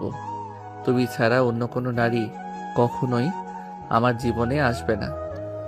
এই বলে রাফি প্রিয়াঙ্কাকে টান দিয়ে নিজের বুকের সঙ্গে মিশিয়ে নেয় আর তার কপালে আলতো করে একটা ভালোবাসার পরশ এঁকে দেয়। প্রিয়াঙ্কা রাফির থেকে নিজেকে ছাড়ানোর চেষ্টা করতে থাকে আর রাফিকে বলতে থাকে, আরে এসব তুমি কি করছো? প্লিজ আমাকে ছেড়ে দাও। আমি তোমার ভালোবাসাকে মনে রেখে সুখে থাকতে পারবো, ভালো থাকতে পারবো। শুধু তোমাদের ওই বাড়িটা থেকে আমাকে বের করে দিও না, কারণ আমাকে যদি ওই বাড়িটা থেকে বের করে দাও তাহলে হয়তো তোমার ছায়াটাও দেখতে পাবো না, তখন আমার খুব কষ্ট হবে। চুপ করো তুমি, এসব কথা আর একবারও বলবে না। তোমাকে কেউ ওই বাড়ি থেকে বের করে দিতে পারবে না। আমি তোমাকে আমার বউ বানিয়ে ওই বাড়িতে তুলে নেব, কারণ সব কিছুতে যেমন আমার আর রিয়ার অধিকার রয়েছে, ঠিক তেমনি তোমার অধিকার রয়েছে। যদিও তুমি সব কিছু থেকে বঞ্চিত, কিন্তু আমি আজ তোমাকে কথা দিলাম, তোমার সব কিছু আমি আবার তোমাকে ফিরিয়ে দেব। এসব বাহানা, তাই প্লিজ তুমি এসব কিছু ভুলে যাও। আমাকে আমার ভালোবাসা মনে নিয়েই বেঁচে থাকতে দাও। এই বলে প্রিয়াঙ্কার অফিস থেকে নিজেকে ছাড়িয়ে নেয় আর একা একাই কান্না করতে থাকে। তখনই রাফি প্রিয়াঙ্কার চোখে জল মুছে দেয় আর বলে, একদম কান্না করবে না। তোমার চোখের পানি আমি কখনোই সহ্য করতে পারবো না। আল্লাহ তো চেয়েছিল তোমাকে আমার জীবনে ফিরিয়ে দিতে, তাই তুমি আমার জীবনে ফিরে এসেছো। তোমাকে এখন আর আমি কোথাও হারিয়ে যেতে দেব না। তখনই নার্স এসে জানালো প্রিয়া তাকে একটা ইঞ্জেকশন দিতে হবে। রাফি ওই ইঞ্জেকশন আনতে বাইরে চলে গেল আর কিছুক্ষণের মধ্যে ইঞ্জেকশন নিয়ে ফিরে আসলো। প্রিয়াঙ্কাকে ইঞ্জেকশন পুশ করতে কিছুক্ষণের মধ্যে প্রিয়াঙ্কা ঘুমিয়ে পড়ল। পরের দিন সকালবেলা রাফির দাদিমা রাফিকে ফোন দেয়। কিরে, তোরা কখন আসবি রাফি? এইটা দাদিমা, আর কিছুক্ষণ পর ডাক্তার এসে প্রিয়াঙ্কাকে চেক আপ করবে, তারপরই ওকে নিয়ে বাড়িতে ফিরে আসবো। তবে দাদিমা, তোমার সঙ্গে আমার কিছু কথা আছে। আমার সঙ্গে আবার তোর কি কথা সেটাই তো বুঝলাম না, বল তো শুনি। এখন কিছুই বলতে চাই না, আগে বাড়িতে ফিরে আসি, তারপর সামনাসামনি বসে কথা বলতে চাই। এই বলে রাখি ফোনটা কেটে দিল আর এদিক দেখতে দেখতে 10টা বেজে গেল। ডক্টর আসলো, প্রিয়াঙ্কাকে চেক আপ করলো আর তারপর বলতে লাগলো, হ্যাঁ, এখন মোটামুটি ঠিক আছে। আর হ্যাঁ মিস্টার রাফি, আপনাকে যেগুলো বললাম, রোগী কিন্তু এখন খুব ভালোভাবে খেয়াল রাখতে হবে, যত্ন নিতে হবে। তা না হলে কিন্তু উনি আবার অসুস্থ হয়ে পড়তে পারেন। এখন পুরো বিষয়টাই ডিপেন্ড করে আপনাদের উপর। রোগীকে সুস্থ করবেন নাকি আবার অসুস্থ বানিয়ে দেবেন। আপনি কোনো চিন্তা করবেন না ডক্টর, আমি 1 সপ্তাহের মধ্যেই আপনার রোগীর লুক চেঞ্জ করে আবার আপনার কাছে নিয়ে আসব। এই বলে ডক্টরের কাছ থেকে বিদায় নিয়ে রাফি প্রিয়াঙ্কাকে নিয়ে হাসপাতাল থেকে বের হয়ে পড়ল। গাড়িটা এনে দাঁড় করালো বিশাল বড় একটা শপিং কমপ্লেক্সের সামনে। তখনই প্রিয়াঙ্কা রাফিকে বলতে লাগলো, কি ব্যাপার, তুমি এখানে গাড়ি দাঁড় করিয়েছো কেন? আমাদের বাসা তো এখান থেকে অনেক দূরে। সেটা আমি খুব ভালো করেই জানি, আমার একটু ভিতরে কাজ আছে। তুমি এখানে চুপচাপ বসে থাকো, গাড়ি থেকে একদম নামবে না, আমি তাড়াতাড়ি ফিরে আসবো। এই বলে রাফি শপিং মলের ভেতরে চলে গেল আর এদিকে প্রিয়াঙ্কা গাড়ির ভেতরে বসে বসে অপেক্ষা করতে লাগলো। পার হতে লাগলো, কিন্তু রাফির এখনো আসার নাম গন্ধ নেই। প্রায় 2 ঘন্টা সময় পার হয়ে গেছে। প্রিয়াঙ্কার কাছে কোনো মোবাইল ফোন নেই যেটা দিয়ে রাফিকে ফোন করবে, তাই সে বসে বসে অপেক্ষা করতে করতে একদম বোর হয়ে গেছে। প্রায় 2.5 ঘন্টা পর এই রাফির শপিং মল থেকে বের হয়ে আসলো। রাফি গাড়ির কাছে আসতেই প্রিয়াঙ্কা গাড়ির জানালা খুলে রাফিকে বলতে লাগলো, কি ব্যাপার, এতক্ষণ তুমি কোথায় ছিলে? আমি সেই কখন থেকে এখানে বসে অপেক্ষা করছি, কিন্তু তোমার আসার কোনো নামগন্ধই নেই কেন? তখনই প্রিয়াঙ্কা দেখতে পেল রাফির হাতে বেশ কিছু শপিং ব্যাগ। তখনই প্রিয়াঙ্কা একটু রেগে গিয়ে বলতে লাগলো, তুমি আমাকে এখানে বসিয়ে রেখে শপিং করতে গেছিলে? এই বলে রাফি গাড়িতে এসে বসলো আর তারপর সঙ্গে সঙ্গেই গাড়ি স্টার্ট করলো। বাসায় এসে পৌঁছাতে পৌঁছাতে দুপুর হয়ে গেল।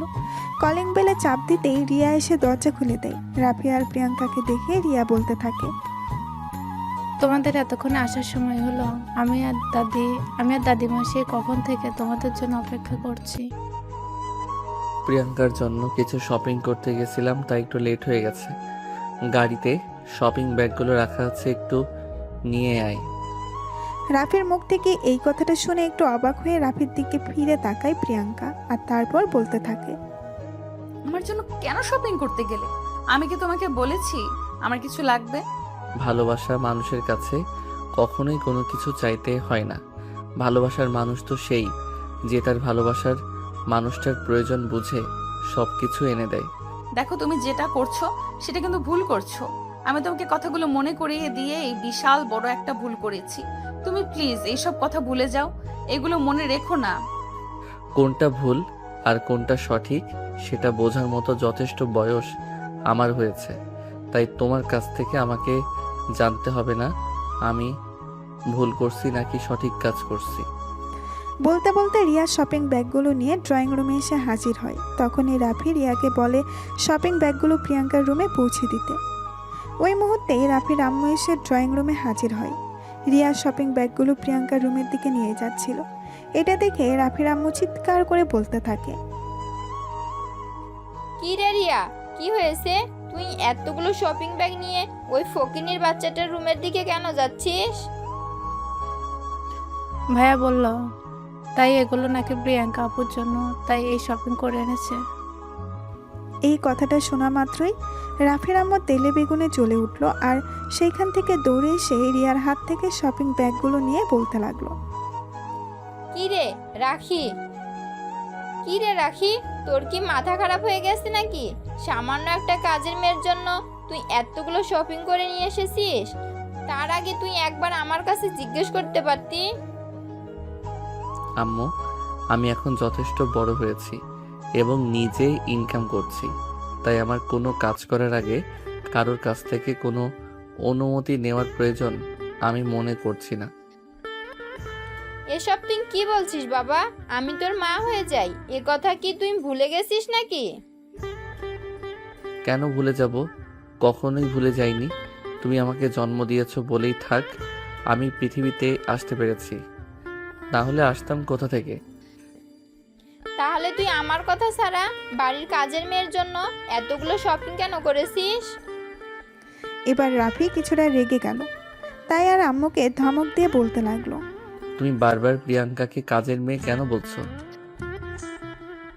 কাজের মেয়েকে কাজের মেয়ে বলবো না তো কি মালকিং বলবো নাকি?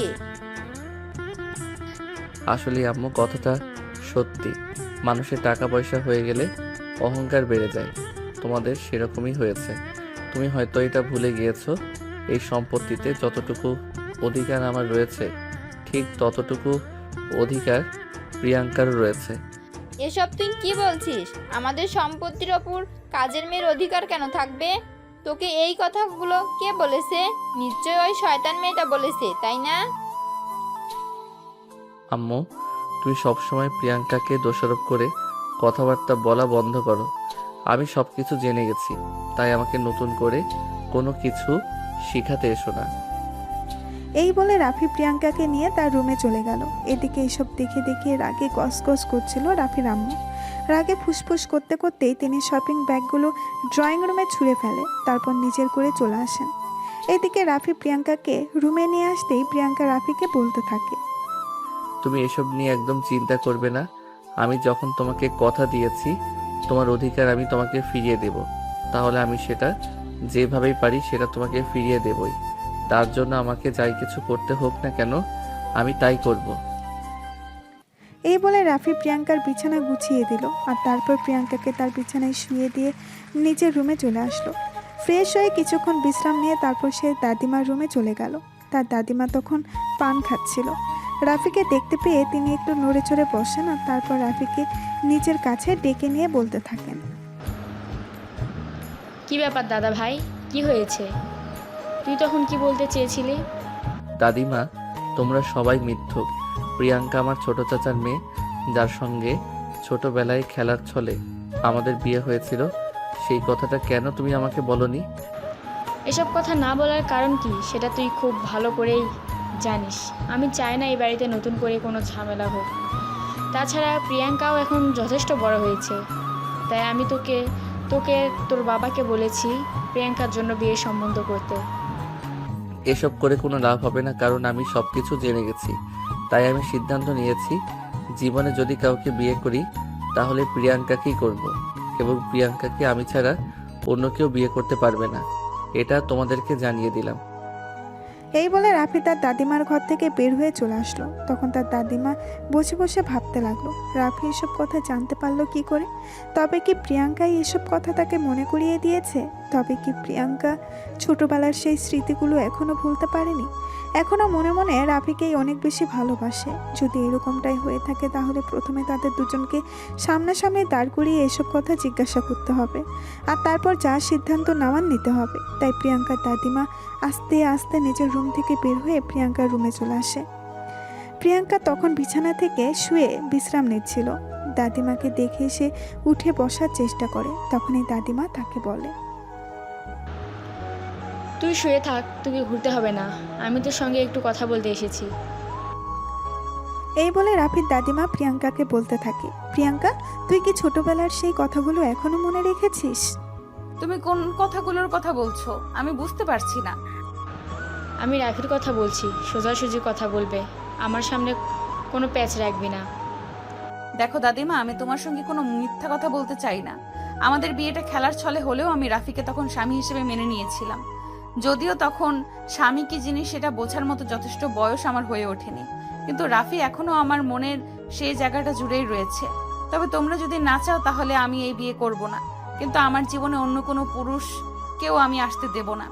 রাফিকে ভালোবেসে আমি আমার সারাটা জীবন কাটিয়ে দেব। এই কথাটা শুনে বেশ কিছুক্ষণ চুপ করে থাকেন রাফির দাদিমা, কারণ তিনি খুব ভালো করেই বুঝতে পারেন এই কাজটা বলাটা কতটা সহজ, কতটা কঠিন। তাই তিনি বেশ কিছুক্ষণ চুপ করে থেকে প্রিয়াঙ্কাকে বলেন, দেখ, এই কথাটা তুই যতটা সহজ করে বলছিস, করাটা আদেও কিন্তু অতটাও সহজ নয়। তবে আমি যতদিন বেঁচে আছি আমি সর্বোচ্চ চেষ্টা করব তোর ভালোবাসার মানুষটাকে তোর করে এনে দেওয়ার জন্য। কিন্তু যদি না পারি তাহলে তুই আমায় ক্ষমা করে দিস। এই বলে রাফির দাদিমা প্রিয়াঙ্কার রুম থেকে বের হয়ে চলে যায়। এইদিকে দেখতে দেখতে বিকেল বানিয়ে সন্ধ্যা হয়ে আসলো। তখনই রাফি 2 কাপ কফি হাতে নিয়ে প্রিয়াঙ্কার রুমে প্রবেশ করলো। রাফির হাতে কফির মুখ থেকে প্রিয়াঙ্কা বেশ অবাক হয়, আর তখনই সে রাফিকে জিজ্ঞাসা করে, তুমি কফি কোথায় পেলে? কোথায় পাবো? আমি বানিয়ে এনেছি। মজা করছো কেন? আমি তোমার সঙ্গে মজা করব কেন? আমি সত্য কথাই বলছি। তুমি কি ভাবছো আমি দেশের বাইরে থেকে পড়াশোনা করেছি বলে কি আমি কোনো কাজ করতে পারি না? আমি সব রকমের কাজই করতে পারি। তাছাড়া দেশের বাইরে যখন থাকতাম তখন আমার কাজ আমি নিজেই করতাম। সেখানে আমার কাজ করে দেওয়ার জন্য কোনো লোক ছিল না। এই বলে রাফি কফির মগটা প্রিয়াঙ্কাকে দেখে এগিয়ে দিল। প্রিয়াঙ্কা তখন রাফির হাত থেকে কফির মগটা হাতে নিয়ে এক চুমুক খেলো, আর তারপর বলতে লাগলো, জীবনের প্রথম মনে হয় এই বাড়িতে আসার পর কেউ আমাকে নিজের হাতে কোনো কিছু বানিয়ে দিয়েছে। এখন থেকে প্রতিদিনই তুমি এরকম সামান্য কিছু আমার কাছ থেকে পেতেই পারবে। এখন আর কথা না বাড়িয়ে কফিটা শেষ করো, তারপর তোমাকে নিয়ে গল্প করব। প্রিয়াঙ্কা তখন আর কোনো কথা না বলে কফিতে চুমুক দিতে লাগলো। ঠিক তখনই রিয়া সেখানে এসে উপস্থিত হলো। তাদের দুজনকে কফি খেতে দেখে রিয়া বলতে লাগলো, তোমরা দুজন কফি খাচ্ছ, কিন্তু কফি কোথায় পেলে? আম্মু তো এখনো কিচেনে আসেনি। এই গোয়েন্দার মতো এত প্রশ্ন কেন করছিস? আমি কি কফি বানাতে পারি না নাকি? আমি আমাদের দুজনের জন্য কফি বানিয়ে নিয়ে এসেছি। এখন তোর যদি খেতে ইচ্ছে করে তাহলে তুই নিজে গিয়ে বানিয়ে নিয়ে আয়। না, আমার আর কফি খেতে হবে না। আমি আসলে প্রিয়াঙ্কা আপুর সঙ্গে একটু কথা করব ভাবছিলাম, কিন্তু এখন তো দেখছি এখানে তুমি রয়েছো। প্লিজ ভাইয়া, এখান থেকে চলে যাও। আপুর সঙ্গে আমার একটু পার্সোনাল কথা আছে। সেটা হবে না ম্যাডাম, এখন আমি প্রিয়াঙ্কার সাথে গল্প করব। আপনার কোনো কথা বলার থাকলে আপনি কালকে যোগাযোগ করবেন। এই কথা বলে রাফি রিয়াকে কোনো রকম জোর করে রুম থেকে বের করে দিল।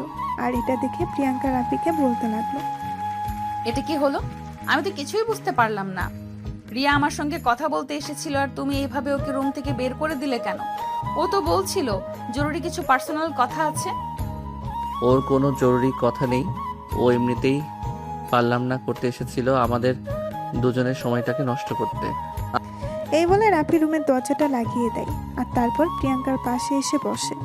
তারপর বলতে থাকে, আসলে একটা কথা সত্য, মেয়েরা নিজের ভালোবাসাকে কখনোই ভুলে যায় না। দেখো, আমি কিন্তু সব কিছুই ভুলে গিয়েছিলাম।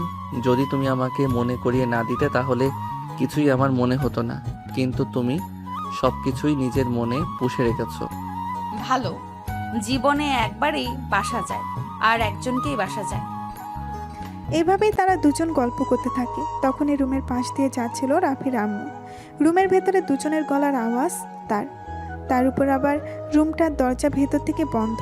এটা দেখে তিনি খুবই ক্ষিপ্ত হন আর রুমের দরজায় নক করতে থাকেন। এই প্রিয়াঙ্কা, প্রিয়াঙ্কা, সন্ধ্যাবেলা কার সঙ্গে রুমে বসে গল্প করছিস? রুমের দরজাটা খোল, বাড়ির কাজ করতে হবে।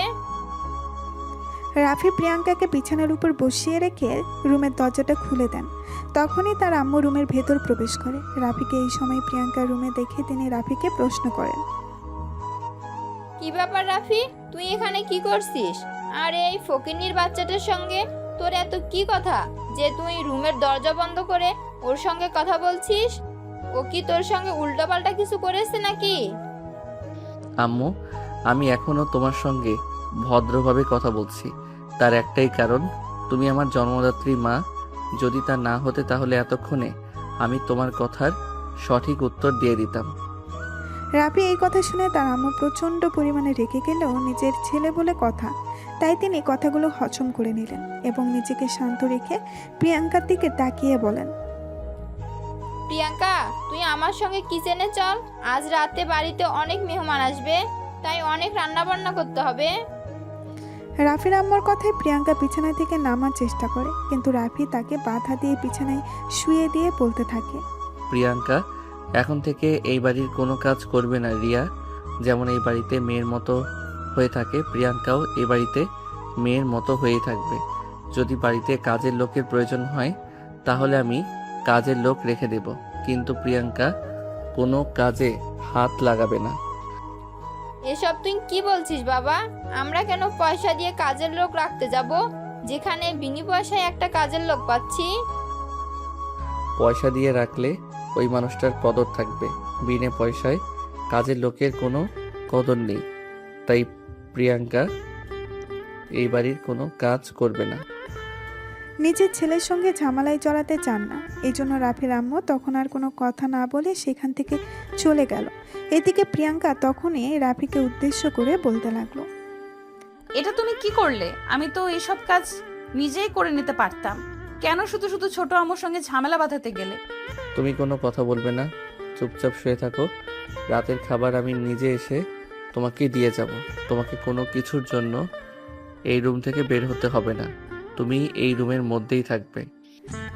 এরপর রাফি বলে বাহিরে তার একটু কাজ আছে, তাই তাকে বাহিরে যেতে হবে। এই কথা বলে রাফি রুম থেকে বের হয়ে রুমের দরজাটা বাহিরের দিকে থেকে নক করে একদম তালা লাগিয়ে দিয়ে চলে গেল, যাতে প্রিয়াঙ্কা কিংবা অন্য কেউ চাইলেও প্রিয়াঙ্কা ঘরের বাহিরে না আসতে পারে এবং কোনো কাজ না করতে পারে। এদিকে রাফি রুম থেকে বের হয়ে চলে যাওয়ার পরই প্রিয়াঙ্কা আস্তে আস্তে রুমের দরজা খুলে বাহিরে আসার চেষ্টা করছিল, কিন্তু দরজাটা যেহেতু বাহিরের দিক থেকে নক করা ছিল তাই প্রিয়াঙ্কা দরজা খুলতে পারলো না আর বাহিরেও আসতে পারলো না। তাই সে রিয়াকে নাম ধরে ডাকতে থাকে আর দরজায় বারবার টোকা দিতে থাকে। এই রিয়া, রিয়া, দরজাটা একটু খুলে দাও তো, আমি একটু বাইরে বের হব। প্রিয়াঙ্কার গলার আওয়াজ শুনে রিয়া রুমের সামনে আসে আর তখনই দেখতে পায় বাহির থেকে দরজাটা তালা দেওয়া। এটা দেখে রিয়া বলতে থাকে, কি ব্যাপার প্রিয়াঙ্কা আপু, তোমার রুমের দরজা বাইরে থেকে বন্ধ কেন? আমিও তো সেটাই বলছি, আমার রুমের দরজা বাইরে থেকে লক করলো কে? আমি বুঝতে পেরেছি, এটা ভাইয়ার কাজ। ভাইয়া ছাড়া কেউ এই কাজ করতেই পারে না, যাতে তুমি আম্মুর কোনো কাজে সহযোগিতা না করো। যাই হোক, ভালোই হয়েছে। অন্তত ভাইয়া যে কয়দিন থাকে সেই কয়দিন তুমি একটু বিশ্রাম নিতে পারবে। এই কথা বলে রিয়া সেখান থেকে চলে গেল। এদিকে প্রিয়াঙ্কা কোনো উপায়ন্তর না পেয়ে বিছানায় গিয়ে বসে রইল। এদিকে রাফি বাড়িতে ফিরে আসলো রাত 10টার দিকে। বাড়িতে এসে কিচেনে ঢুকে গেল। কিচেনে কোনো খাবার নেই, তাই সে তার আম্মুকে ডাকতে লাগলো। ছেলের গলার আওয়াজ শুনে রাহেলা বেগম কিচেনে চলে আসেন আর ছেলেকে দেখে তিনি বলতে থাকেন, কি ব্যাপার, কি হয়েছে? তুই এভাবে চিৎকার চেঁচামেচি কেন করছিস? হাঁড়ি পাতিল সব ধুয়ে পরিষ্কার করে রাখা, তাহলে খাবার কোথায়? এবার তো আমরা খেয়ে নিয়েছি, তুই বাইরে চলে গেছিস। ভেবেছি হয়তো তুই বাইরে থেকে খাবার খেয়ে আসবি। হ্যাঁ, সেটা না হয় বুঝলাম, কিন্তু প্রিয়াঙ্কার খাবার, প্রিয়াঙ্কার রুম তো আমি লক করে রেখে গেছি। তার মানে তোমরা কেউ রুমের ভিতরে যাওনি আর তাকে খাবার দিতে পারোনি। তাহলে তার খাবার কোথায়? তখনই রাফির আম্মা মুখটা কালো করে নিলেন আর বলতে লাগলেন, ওই ফকিনীর বাচ্চার জন্য কেন আমি খাবার তৈরি করতে যাব? আমাকে কি ওর কাজের মেয়ে মনে হয় নাকি? আমি ওর জন্য কোনো খাবার তৈরি করতে পারবো না। রাফি তখন কোনো কথা না বলে সোজা রান্না করতে গেল। এই কাজ দেখে রাফির আম্মু বলতে লাগলো, আরে তুই কেন রান্না করছিস? অনলাইনে থেকে কিছু অর্ডার করে খেয়ে নে। আম্মু, তুমি চুপচাপ নিজের রুমে চলে যাও। তুমি এটা খুব ভালো করেই জানো প্রিয়াঙ্কা বাইরের খাবার খেতে পারে না। আর এখন যদি রান্না না করি তাহলে মেয়েটাকে না খেয়ে থাকতে হবে। প্রিয়াঙ্কার প্রতি নিজের ছেলের এত দরদ থেকে তিনি কি করবেন কিছুই বুঝতে পারছেন না। মনে মনে চিন্তা করছেন যে এভাবেই হোক ছেলেকে এইসব কিছু থেকে সরিয়ে আনতে হবে এবং এই মেয়ের মায়া থেকে সরিয়ে আনতে হবে। এই কথা চিন্তা করতে করতে তিনি নিজের রুমে ফিরে যান। এদিকে রাফি এই রাত 11টার দিকে রান্নাবান্না শেষ করে খাবারের প্লেট নিয়ে প্রিয়াঙ্কার রুমে চলে আসে। দরজা খুলে রুমে প্রবেশ করেই তিনি দেখতে পান প্রিয়াঙ্কা তখনও জেগে বসে আছে। এটা দেখে রাফি বলতে থাকে, কি ব্যাপার, তুমি এখনো জেগে বসে আছো? তুমি ঘুমাওনি নাকি? সারাদিন শুয়ে বসে থাকলে আর কত ঘুমাবো আমি? তুমি তো রুমের দরজাটাও বন্ধ করে দিয়ে চলে গেছো যাতে আমি রুম থেকে বের হতে না পারি, আর সেই সঙ্গে তালাও দিয়ে গেছো যাতে কেউ আমার রুমের দরজা খুলে বাইরে বের করতেও না পারে। এই কথা শুনে রাখি প্রিয়াঙ্কাকে বলতে থাকে, এখন থেকে প্রিয়াঙ্কাকে এই বাড়িতে এইভাবেই থাকতে হবে যতদিন না পর্যন্ত প্রিয়াঙ্কা সম্পূর্ণ সুস্থ হচ্ছে। এই বলে রাফি খাবারের প্লেটটা হাতে তুলে নেয় এবং খাবার মাখিয়ে প্রিয়াঙ্কার দিকে এগিয়ে দিয়ে বলতে থাকে, খাবারটা আমি নিজের হাতে রান্না করেছি, খেয়ে জানাবে কিন্তু কেমন হয়েছে। হয়তো তোমার মতো পাকা রাঁধুনি নই, কিন্তু যেটুকু পারি সেটুকুতে আমার চলে যায়। এই বলে রাফি প্রিয়াঙ্কার দিকে খাবারের লোকমাটা এগিয়ে দেয়। প্রিয়াঙ্কা তখন রাফির হাত দেখে প্লেটটা নিজের কাছে নিতে চান না, নিজের হাতে খাবার খেতে চায়, কিন্তু রাফি তাকে সেটা করতে দিল না। সে নিজের হাতেই প্রিয়াঙ্কাকে খাবার খাইয়ে দিতে লাগলো। খাবার খাওয়া শেষ হলেই রাফি নিজের হাতেই প্রিয়াঙ্কাকে তার ওষুধ খাইয়ে দিল এবং বিছানায় শুয়ে দিয়ে তার মাথায় হাত বুলিয়ে দিতে লাগলো। এটা দেখে প্রিয়াঙ্কা বলতে লাগলো, এখন কিন্তু একটু বেশি বাড়াবাড়ি হয়ে যাচ্ছে। তুমি নিজের রুমে চলে যাও, আমি ঘুমিয়ে পড়বো। কোনো বাড়াবাড়ি হচ্ছে না, তুমি চুপচাপ শুয়ে ঘুমিয়ে পড়ো। তুমি ঘুমালে তারপরে আমি এই রুম থেকে বের হব। প্রিয়াঙ্কা তখন খুব ভালোভাবেই বুঝতে পারলো এই ছেলে যে রকমের ঘাটটেরা, ওর সঙ্গে কথা বলে কোনো লাভ হবে না, তাই ওর কথা মেনে নেওয়াই ভালো। সেই জন্যই প্রিয়াঙ্কা ঘুমিয়ে পড়ল। প্রিয়াঙ্কা ঘুমানোর পর রাফি রুমের দরজাটা আবারও বাইরের দিক থেকে তালা দিয়ে তারপর নিজের রুমে চলে যায়। এইভাবেই চলে তাদের দিনগুলো। প্রায় মাসখানেক সময় কেটে গেছে। প্রিয়াঙ্কা এখন পুরোপুরি সুস্থ।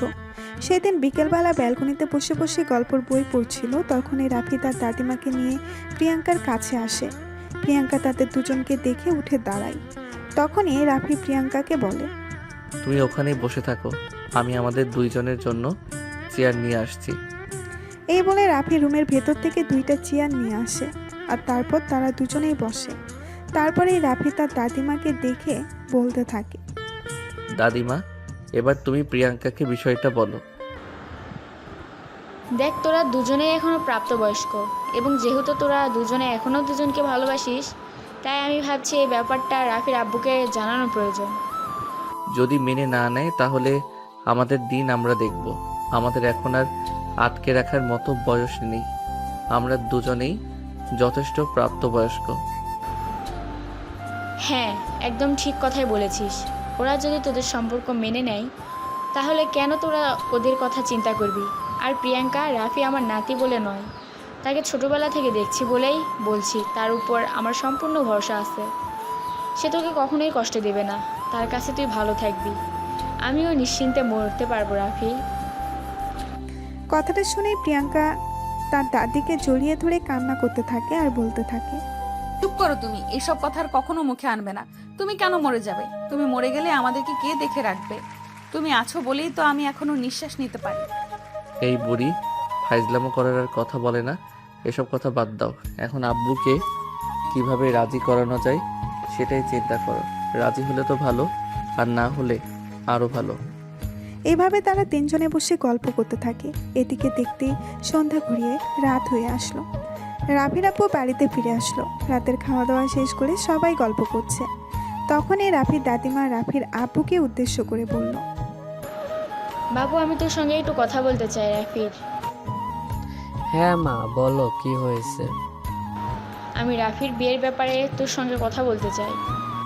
তখন রাফির আব্বু রাফির দাদিমাকে বলতে থাকে, হ্যাঁ, আমিও তো রাফির বিয়ের ব্যাপারটা নিয়ে ভাবছিলাম। আমার এক বন্ধুর মেয়ে লন্ডন থাকে, আগামী সপ্তাহে বাংলাদেশে ছুটি কাটাতে আসতেছে। আমি ভাবছি তার সঙ্গে দেখা করতে যাব। না, আমি কোনো বিদেশি মেয়েকে এবাড়ির বউ বানাতে চাই না। আমি কোনো বাঙালি মেয়েকে এবং সহজ সরল কোনো গ্রামের মেয়েকে আমার দাদা ভাইয়ের জন্য বউ করে আনতে চাই। কিন্তু আমার ছেলে আমেরিকায় থেকে পড়াশোনা শেষ করে চাকরি করছে। ওইখানে সে কি বাঙালি কোনো গ্রামের মেয়েকে বিয়ে করতে রাজি হবে? তখন রাফির দাদিমা প্রিয়াঙ্কা আর রাফির ব্যাপারে সবকিছু রাফির আব্বুকে বলেন। এই কথা শুনে রাফির আব্বু বেশ কিছুক্ষণ চুপ করে থাকেন। তিনি কি বলবেন কিছুই ভেবে পাচ্ছেন না, কারণ তিনি খুব ভালো করেই জানেন রাফির আম্মু এই বিষয়টা কোনো দিনও মেনে নেবে না। তাই তিনি রাফির দাদিমাকে বলেন, মা, তুমি তো জানোই তোমার বৌমার ব্যাপারে। সে কোনো দিনও প্রিয়াঙ্কাকে মেনে নিবে না। মেয়েটাকে এই বাড়িতে আশ্রয় দিয়েছে বলেই মেয়েটার উপর কত অত্যাচার করে সেটা তো তুমি দেখতেই পারছো। তারপরও এখন যদি সে জানতে পারে প্রিয়াঙ্কাকে আমরা রাফির সঙ্গে বিয়ে দেওয়ার চিন্তা করছি, তারপর কি হবে সেটা কি তুমি কল্পনা করতে পারছো? আব্বু, তোমাদেরকে এত কিছু কল্পনা করতে হবে না। তুমি শুধু এইটা বলো, প্রিয়াঙ্কাকে যদি আমি বিয়ে করি তাতে তোমার কোনো আপত্তি থাকবে কি থাকবে না? তখন রাফির বাবা বলতে থাকে, ভাইয়ের সঙ্গে যা অন্যায় করার করেছি, কিন্তু তার মেয়ের সঙ্গে কোনো অন্যায় হতে দিতে পারি না। তাই রাফি এবং প্রিয়াঙ্কা যদি দুজন দুজনকে বিয়ে করতে চায় তাহলে আমার কোনো আপত্তি নেই। এই কথা শুনে রাফির দাদিমা বলেন, আলহামদুলিল্লাহ, তাহলে তো আর কোনো সমস্যাই রইল না। তাহলে আমি ভাবছি আগামী সপ্তাহে ওদের দুজনে বিয়েটা দিয়ে ফেলি, কারণ রাফি ছুটির সময় শেষ হয়ে আসছে। তাকেও তো এবার আমেরিকায় ফিরে যেতে হবে। এই কথা শুনে রাফির আব্বু বলেন, হ্যাঁ মা, তুমি একদমই ঠিক কথাই বলছো। যত তাড়াতাড়ি সম্ভব সব কিছু ব্যবস্থা করতে হবে, কারণ মেয়েটা এই বাড়িতে যতদিন থাকবে ততদিন শুধু অত্যাচার, অবিচার আর অবহেলায় পাবে, ভালো কিছু কখনোই পাবে না। এরপর রাফির আব্বু আর তার দাদিমা মিলে সবকিছু সিদ্ধান্ত ফাইনাল করেন এবং তারা দুজনে মিলে সিদ্ধান্ত নেন আগামী সপ্তাহে রাফি আর প্রিয়াঙ্কার বিয়ের সমস্ত কাজ শেষ করে ফেলবেন। কথাটা তারা ধামাচাপা দিয়ে রাখলেও দুদিন পর রাফির আম্মা পুরো বিষয়টা কিভাবে যেন জেনে যায়, আর তখনই ঘটে লঙ্কা কাণ্ড। কথাটা শোনা মাত্রই রাফির নাম প্রিয়াঙ্কার কাছে চলে গেল, আর তখনই তিনি প্রিয়াঙ্কার চুলের মুঠি ধরে বলতে লাগলো, তুই আমার বাড়িতে থেকে আমার ঘরেই চুরি করছিস? এত বড় সাহস তোর? লুকিয়ে লুকিয়ে আমার ছেলের সঙ্গে প্রেম করছিস? তোকে আজ আমি মেরেই ফেলবো। এই বলে রাফির আম্মু প্রিয়াঙ্কা চুলের মুঠি ধরে মারতে থাকে। ঠিক ওই মুহূর্তে ওই রাফির বাবা এসে সেখানে উপস্থিত হয়। প্রিয়াঙ্কাকে এভাবে মারতে দেখে তিনি নিজের বউকে ঠাস ঠাস করে 2টা চড় বসিয়ে দেয়, আর প্রিয়াঙ্কাকে ছাড়িয়ে নিয়ে একটু দূরে দাঁড় করিয়ে বলতে থাকেন, এই তুমি মানুষ নাকি অমানুষ আমি সেটাই বুঝতে পারছি না, যে এই মেয়েকে তোমার ছেলে ভালোবেসে বিয়ে করতে চায় আর সেই মেয়েটার গায়ে তুমি হাত তুলছো। হাত তুলেছি, বেশ করেছি। ওকে আমি মেরেই ফেলবো। ও আমার ছেলেকে বিয়ে করার স্বপ্ন কি করে দেখে? তুমি ছেড়ে দাও আমাকে। চুপ কর, তুই পাগল হয়ে গেলি নাকি? তুই হয়তো ভুলে গেছু তুই তোর ছেলেকে ভালোবাসো, কিন্তু তোমার ছেলে এই মেয়েকে ভালোবাসে। তুমি তোমার ছেলের ভালোবাসার ভাগ যেমন এই মেয়েকে দিতে চাও না, ঠিক তেমনি তোমার ছেলেও এই মেয়েকে ছাড়া অন্য কাউকে তার ভালোবাসা দিতে চায় না। এখন তুমি নিজে ঠিক করে নাও, তোমার জেদ বজায় রাখবে নাকি তোমার ছেলেকে নিজের ভালোবাসা নিয়ে ভালোবাসায় ভালো থাকতে দিবে। এই কথা শুনে রাফির আম্মু আরো বেশি রেগে গেলেন আর বলতে লাগলেন প্রয়োজন হলে নিজের ছেলেকে চিরকুমার করে রেখে দেবেন, কিন্তু কখনোই প্রিয়াঙ্কার মতো একটা মেয়ের সঙ্গে নিজের ছেলের বিয়ে তিনি দেবেন না। তখনই রাফি সেইখানে চলে আসে আর বলতে থাকে, হ্যাঁ, তোমরা একদম ঠিক কথাই বলেছ। প্রয়োজন হলে আমি তোমাদেরকে ভুলে যাব, কিন্তু প্রিয়াঙ্কাকে কখনোই আমি ছাড়বো না। ওকে ভালোবাসি আর ওকেই বিয়ে করব। এই বলে রাফি প্রিয়াঙ্কার হাত ধরে তাকে টেনে নিয়ে সেখান থেকে চলে যায়। এদিকে 3 দিন পর তাদের বিয়ের কাজ সম্পূর্ণ হয়, কিন্তু রাফির আম্মু এই বিয়েতে একটুও আনন্দিত ছিলেন না। তিনি বিয়ের কোনো অনুষ্ঠানেই অ্যাটেন্ড করেননি। যদিও এই বিষয়টা নিয়ে আত্মীয় স্বজন অনেকেই কানাঘোষা করছিল, কিন্তু তিনি তাদের কারোর কথাকেই কোনো পাত্তা দিলেন না। তিনি পুরো এই বিয়ের সময়টা নিজের রুমের মধ্যে বসেই কাটিয়ে দিলেন। যদিও এটা নিয়ে রাফির দাদিমা কিছু বলতে চেয়েছিলেন, কিন্তু রাফি দাদিমাকে নিষেধ করে দিল এই ব্যাপারে কোনো কথা না বলতে।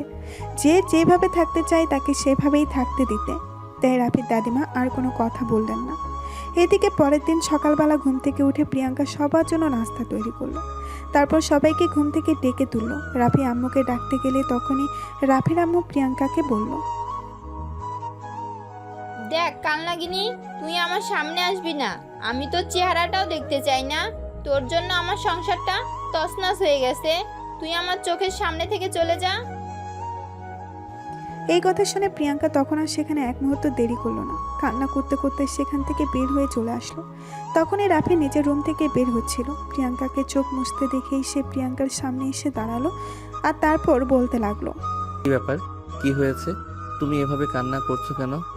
আম্মু তোমাকে কি বলেছে? কই না তো, আমি কান্না করছি না। আর আম্মু আমাকে কিছু বলতে যাবে কেন? আম্মু আমাকে কিছুই বলে নাই। প্রিয়াঙ্কা কিছু না বললেও রাফি খুব ভালোভাবেই বুঝতে পারে তার মা নিশ্চয়ই কিছু বলেছে। তাই সে তার মায়ের কাছে গেল কথা বলতে। তখন তার মা প্রিয়াঙ্কাকে যেটা বলেছিল সেটা রাফির সঙ্গেও বলল। রাফি তখন আর এক মুহূর্ত দেরি না করে ড্রয়িং রুমে চলে আসে। সেখানে তার বাবা, তার দাদি সহ অন্য সবাই উপস্থিত ছিল। তখনই রাফি তার আব্বুকে বলে, আব্বু, যদিও আমি আরো 2-3 দিন বাংলাদেশ থেকে যেতাম, কিন্তু আর থাকা হচ্ছে না। আমি আজকেই আমেরিকায় চলে যাচ্ছি এবং প্রিয়াঙ্কাকেও সঙ্গে নিয়ে যাচ্ছি। যদি কোনোদিন তোমাদের এটা মনে হয় প্রিয়াঙ্কা এইবারের পুত্রবধূ হওয়ার যোগ্য, তাহলেই এই বাড়িতে ফিরে আসবো, নয়তো আর কোনোদিনই ফিরে আসবো না। এই বলে রাফি প্রিয়াঙ্কাকে নিয়ে নিজের রুমে চলে আসে আর নিজের সমস্ত জিনিসপত্র গুছিয়ে নেয়। প্রিয়াঙ্কা রাফিকে কোনো কিছু বলতেও ভয় পাচ্ছিল, কারণ রাফি খুব রেগেছিল। ব্যাগপত্র গুছানো শেষ হতেই রাফি প্রিয়াঙ্কাকে তৈরি হওয়ার জন্য তাড়া দিতে লাগলো। তখনই প্রিয়াঙ্কা রাফিকে বলে, তুমি প্লিজ মাথাটা ঠান্ডা করো। হঠাৎ করে এভাবে সিদ্ধান্ত নেওয়া ঠিক নয়। উনি তোমার মা হয়, ওনার অভিমানটা বোঝার চেষ্টা করো। একদম চুপ। তুমি আমার সঙ্গে যাবে কি যাবে না সেটাই বলো।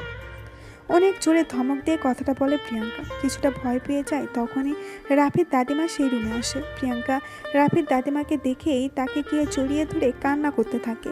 তখন রাফির দাদিমা ও প্রিয়াঙ্কাকে একই কথা বলে, রাফি একদম ঠিক কথাই বলেছে। তুই রাফির সঙ্গে চলে যা। যদি কোনোদিন ওরা তোদের এই বাড়িতে ফিরিয়ে নিয়ে আসে তাহলে এই বাড়িতে আসবে, নয়তো এখানে আসার কোনো প্রয়োজন নেই। আর আমার কথা চিন্তা করিস না, আমি নিজের খেয়াল রাখতে পারবো এবং ভালো থাকতে পারবো। এই বলে তিনি রাফি এবং প্রিয়াঙ্কাকে বিদায় দেন।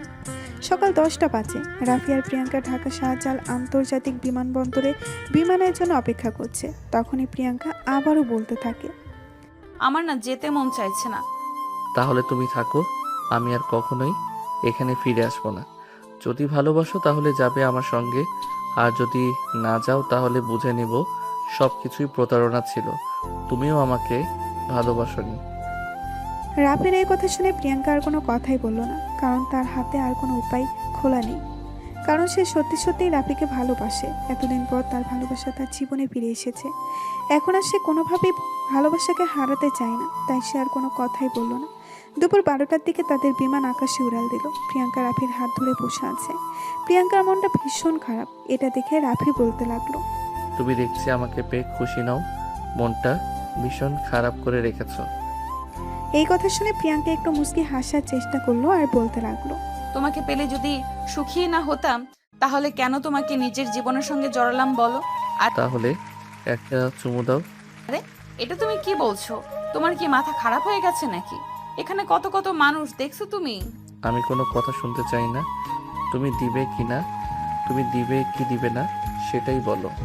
প্রিয়াঙ্কা তখন আর কোনো উপায়ন্তর না পেয়ে রাফির কপালে আলতো করে একটা ভালোবাসার পরশ এঁকে দেয়। রাফিও তখন প্রিয়াঙ্কাকে টান দিয়ে নিজের কাছে টেনে নেয় আর প্রিয়াঙ্কার 2 হাতে চুমু খায় এবং এভাবেই তাদের দুষ্টু মিষ্টি প্রেমের গল্প চলতে থাকে। তারা থাকুক তাদের মতো, আমরা তাদেরকে ডিস্টার্ব করব না। সুপ্রিয় দর্শক বন্ধুরা, ভিডিওটি যদি ভালো লেগে থাকে আমাদের অন্ধপ্রেম ইউটিউব চ্যানেলটি সাবস্ক্রাইব করে আমাদের সঙ্গেই থাকুন। ধন্যবাদ।